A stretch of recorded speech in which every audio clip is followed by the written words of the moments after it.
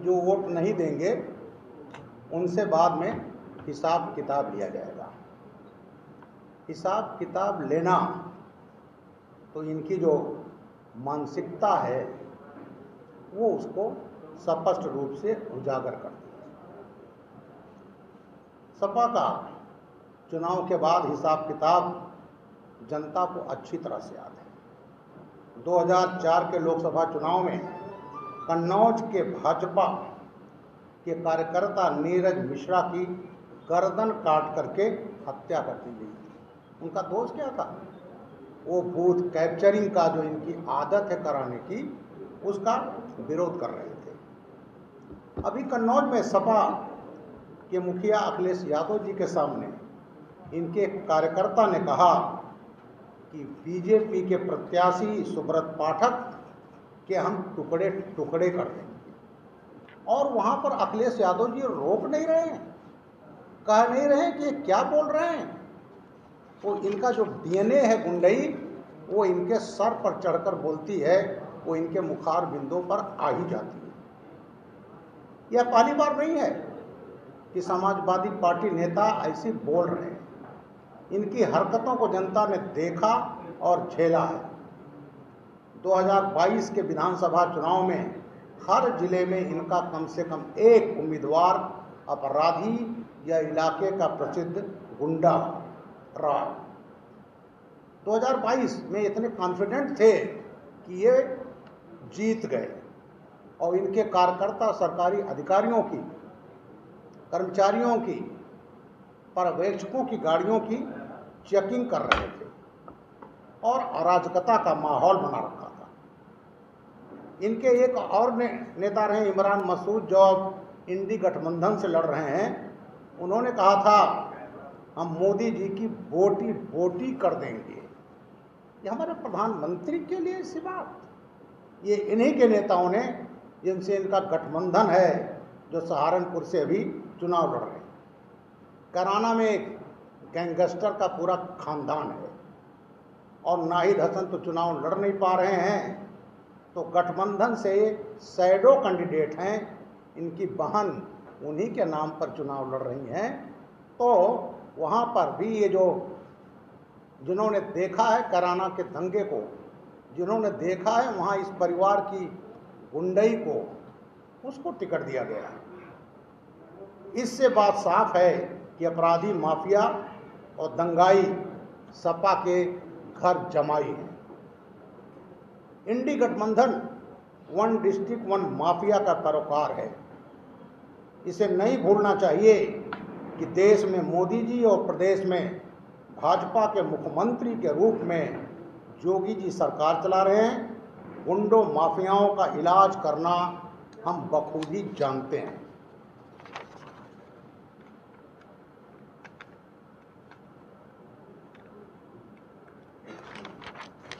प्रदेश की जनता भी 2014 से इंडी ब्लॉक का लगातार इलाज कर रही है। 2017 विधानसभा, 2017 नगर निकाय, 2019 लोकसभा चुनाव, 2022 विधानसभा चुनाव, 2022 नगर निकाय चुनाव में लगातार हर बार जनता सफाई अराजकता की वापसी के खिलाफ भाजपा के पक्ष में वोट कर रही है। इस बार भी जनता इन सफाइयों की बदजुबानी और अराजकतावादी सोच को ताले में बंद कर देगी। भाजपा को पर उनका आशीर्वाद फिर से कायम रहेगा और मोदी जी उनके नेतृत्व में 80 सीटें जीतेंगे। अब मैं माननीय शिवपाल यादव जी जिन्होंने बयान दिया, उनके बारे में अवश्य कुछ कहना चाहूँगा, जिसका मैं प्रत्यक्षदर्शी हूँ। ये दलित विरोधी हैं। 1989 में जब पहली बार माननीय मुलायम सिंह जी मुख्यमंत्री बने जनता दल की पार्टी से, तो शिवपाल जी 8 जनवरी 90 को इटावा से सहकारी बैंक का अध्यक्ष का चुनाव लड़े। ये सोचते थे कि हमारे खिलाफ कोई चुनाव नहीं लड़ेगा, लेकिन हाकिम सिंह यादव जी चुनाव लड़ गए और तहसीलदार मजिस्ट्रेट राम भरोसे लाल की कोर्ट में इन्होंने हाकिम सिंह के जो लोगों को पीटा और तहसीलदार की फाइल फाड़ दी, और फाइल फाड़ के उल्टा उनके जो आदमी थे हाकिम सिंह यादव के, उनके खिलाफ फर्जी मुकदमा तहसीलदार की तरफ से सरकारी काम में बाधा पहुंचाने का कायम करा दिया और अपने को अनअपोज डिक्लेयर करा दिया। मैं एसएसपी था इटावा का। माननीय नेताजी मुलायम सिंह जी आए 2-3 दिन बाद, मैं उनसे मिला तो बोले, मुझे अब भी याद है वो शब्द, मैं जानता हूं वो केस झूठा है। गाली देते हुए कहा, इनकी हिम्मत हो जाए मेरे भाई का विरोध करें और आप उनको गिरफ्तार नहीं कर रहे हैं। मैंने कहा, सर झूठे केसों में गवाही नहीं होती।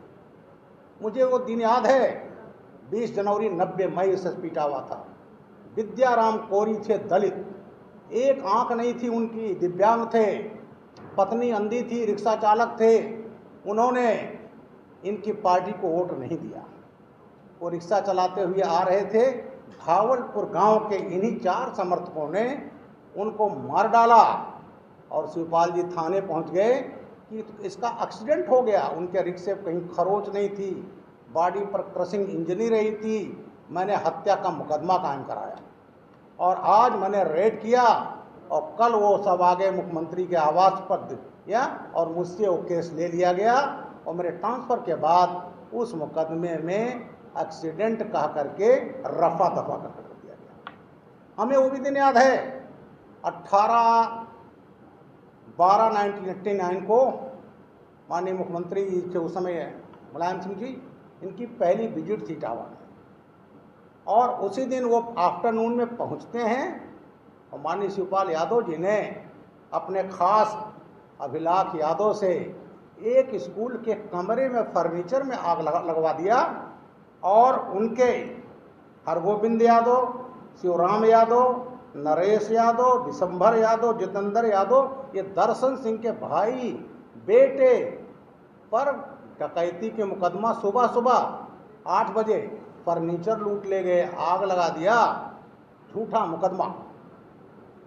वो दर्शन सिंह यादव जो उन्होंने पाला इस पार्टी को, इनके परिवार को, जिनके 35 राइस मिल, 35 भट्ठे और 6 राइस मिल थे, उनके लोग सुबह जाएंगे फर्नीचर की डकैती करने।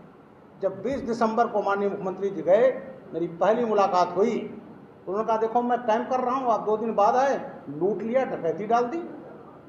मैंने उस केस में फाइनल रिपोर्ट लगाया था, लेकिन बाद में उसको मुझे पता चला मेरे आने के बाद उसमें भी चार्जशीट लगा दी। इस टाइप के भोंडे मुकदमे। इसके अलावा एक चीज़ और बताना चाहूँगा, शिवपाल जी 12 सितंबर 96 ये गए थे पर्चा भरने, नॉमिनेशन करने जसवंत नगर सीट का।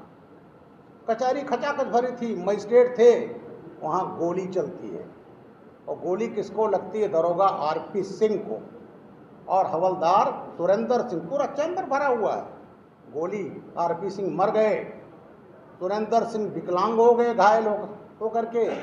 इन्होंने उल्टा मुकदमा अपने विरोधी दर्शन सिंह यादव पर कायम करा दिया।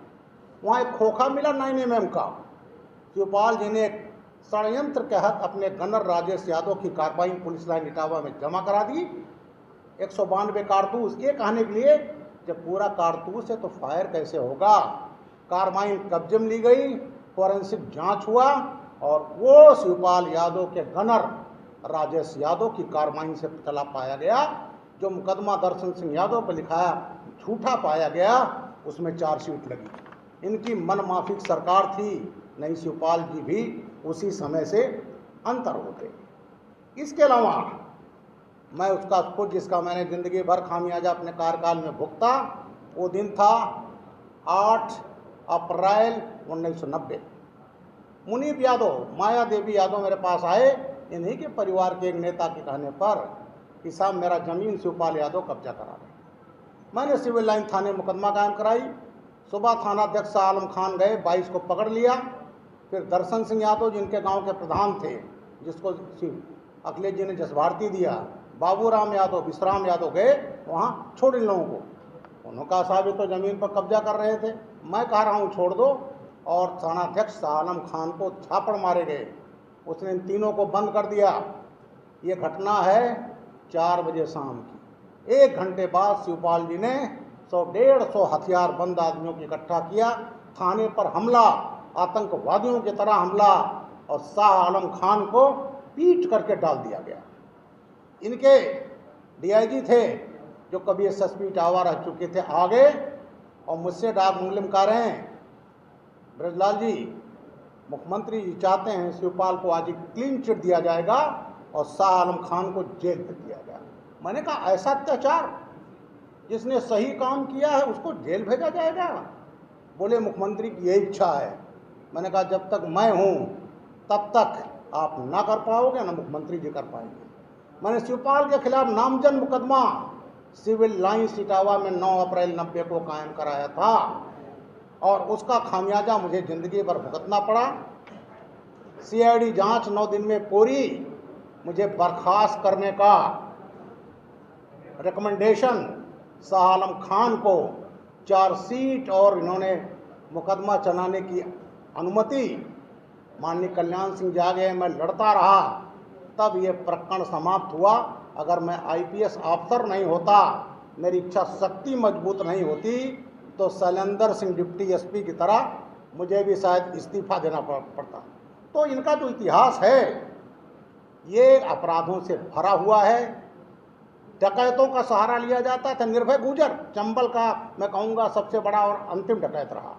उसने टीवी पर खुद कहा था कि मैं समाजवादी पार्टी का हीरो हूँ। हमने इस नेता को समाजवादी के सोने का मुकुट पहनाया, चांदी का मुकुट पहनाया। ददुआ सभी जानते हैं मेरे कार्यकाल में मारा गया। उसको जब फरार था उसको वीरप्पन कहा जाता था नॉर्थ इंडिया को। तब समाजवादी पार्टी ने उसके भाई बाल कुमार को टिकट देकर एमपी बनाया, उसके बेटे वीर सिंह को एमएलए, भतीजे राम सिंह को एमएलए बनाया, फूलन देवी को बनाया, और जितने बड़े माफिया रहे उत्तर प्रदेश का नाम लेना बड़ा लंबा हो जाएगा, उन सबको माननीय बनाने का श्रेय समाजवादी पार्टी को है। इसलिए आज मैं कहना चाहता हूं कि इनके डीएनए में है, वो डीएनए बोल रहा है जो शिवपाल जी ने कहा, इनके सामने इनके नेता ने कहा। और अभी जैसा मैंने कहा कि शिवपाल जी का मैंने एक एक चीज़ देखा है। ये दलित विरोधी, ये गांव था चौबिया थाने में गंगापुरा, वहाँ के 18 कहार परिवार जो इनको वोट नहीं दिए थे मार पीट कर भगा दिए गए थे। एक मेरी पुस्तक है इटावा फाइल्स, इसमें मैंने सब ये हमारी इटावा फाइल्स, ये कृत्यों की, ये जो है माननीय मुलायम सिंह जी से ले करके अखिलेश यादव तक क्या है, और उसका पर्सनल खामियाजा मैंने भुगता है। जब एक आतंकवादी अपनी लू लगने से मर गया बाराबंकी में, तो 19 मई 2013 को अखिलेश जी ने मेरे खिलाफ हत्या का मुकदमा बाराबंकी कोतवाली में कायम कराया था। मेरा दोस्त क्या था? आतंकवादी पकड़ना। अरे मैं तो पुलिस सिस्टम से बाहर था, डीजी सिविल डिफेंस था। तो जो 14 आतंकवादियों के मुकदमे लेते हैं वापस, आतंकवादियों के साथ खड़े होते हैं, तो इस टाइप के डीएनए। और याद रखें कि उत्तर प्रदेश में योगी सरकार है और माफिया कोई सर नहीं उठा सकता। और ये आज पूरा प्रदेश सब जानते हैं इनका डीएनए क्या है। इनकी गुंडई से सब त्रस्त रहे हैं। तो इसलिए भारतीय जनता पार्टी भारी मतों से आएगी और 80 की 80 सीट जीतेगी। Thank you very much.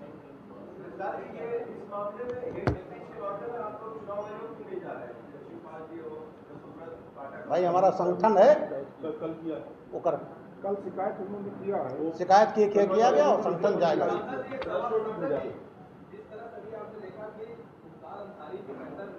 ये रिपोर्ट आई कि उनके हत्या से मौत हुई, लेकिन समाजवादी पार्टी ने कहा कि ये बीजेपी ने साजिश किया है। तो इसमें मुख्तार अंसारी का क्या सरकार वक्तव्य देखिए, काफ़ी मुख्तार अंसारी पा चुका, आज मैं यहाँ कर रहा हूँ। ये तो अपना वोट बैंक के लिए झूठी नैरेटिव करने का आदि है, वो करते रहेंगे।